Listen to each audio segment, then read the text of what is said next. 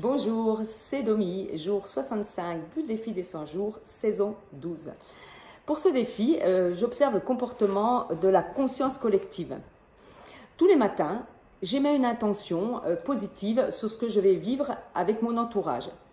J'ai remarqué que j'attire des personnes qui sont sur le même chemin que moi, sur les mêmes intentions pour un avenir plus sain.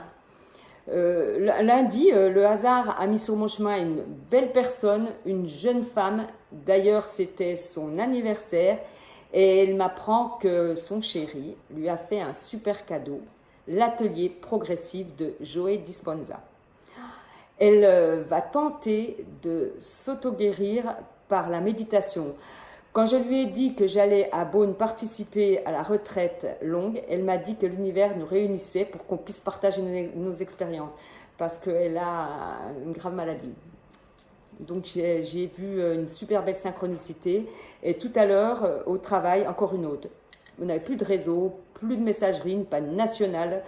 Ça nous a permis de papoter, de discuter avec les collègues et ma surprise, mon collègue, il est hyper cartésien, le genre de personne qui ne comprend rien au développement personnel et d'ailleurs ça ne l'intéresse absolument pas. Et là, il m'apprend que lundi, il est parti plus tôt car il avait un rendez-vous avec des amis pour essayer l'art-thérapie et qu'il a même participé à une méditation. Venant de lui, ça m'a fait chaud au cœur. Je me suis dit que si des personnes comme lui commencent à capter qu'il y a quelque chose d'autre que les médicaments pour guérir, c'est fabuleux, c'est énorme, c'est super encourageant. Tout ça, ça me réconforte, ça me conforte à continuer sur mon défi et à croire au changement. Le monde change et ça va de plus en plus vite.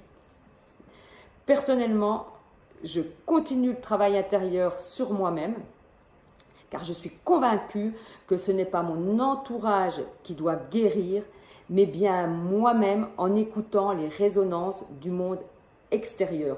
Toutes les émotions que je ressens, je continue mes méditations quotidiennes pour être prête pour le mois de mars, pour ma grande retraite. Je fais au quotidien Ho'oponopono encore et encore, je vis des chaos et je prends de plus en plus de plaisir à les passer. J'ai remarqué que je n'avais pas suffisamment travaillé sur la confusion. En ce moment, je travaille sur un gros budget qui est de manière transversale et je me rends compte que les comptes, les chiffres à rassembler, c'est impossible à collecter de manière efficace. C'est énergivore, d'où mon besoin de travailler avec Ho'oponopono sur cette confusion. Si pour moi c'est énergivore, c'est que j'ai toute cette confusion à calmer, à honorer avec sagesse à l'intérieur de moi. Ce n'est pas moi la confusion, mais à l'intérieur de moi, j'ai acquis tout au long de ma vie et celle de mes ancêtres, cette confusion. Ce travail pour moi, c'est indispensable à faire. Je me sens sur le chemin de la guérison. Je me sens comme une obligation à le faire. C'est ancré en moi et je veux le faire partir. Je remarque que j'ai beaucoup plus de facilité sur tout ce que je mets en place. Je redis encore que l'univers, de toute manière, est juste et qu'il dépose sur notre chemin les chaos parfaits à vivre. Cette semaine, je viens encore de m'ouvrir à un nouveau potentiel. Je le sens. Il y a un gros travail de gratitude et d'amour à projeter. Et ce travail de gratitude et d'amour à diffuser est complètement humain. Aucune machine ne pourra l'imiter. J'ai écouté le live de Joe Dispenza dimanche et il dit que lorsqu'il rate sa cible, c'est-à-dire sa vision, qu'il n'arrive pas à la réaliser, il reconnecte ses centres d'énergie selon une certaine méditation, une méditation particulière.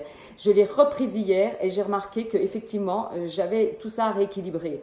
Peut-être que je vais devoir faire un nouveau cycle de rompre avec soi-même. Je vais voir. Je la fais et si je la fais, je vais certainement évoquer la confusion et observer mes pensées après. Je suis super heureuse de cette progression, de la progression collective. Je vois cette transformation et j'en ai beaucoup de gratitude. La dernière partie du défi va être intéressante. À faire, à suivre. Donc je vous dis à mon prochain bilan.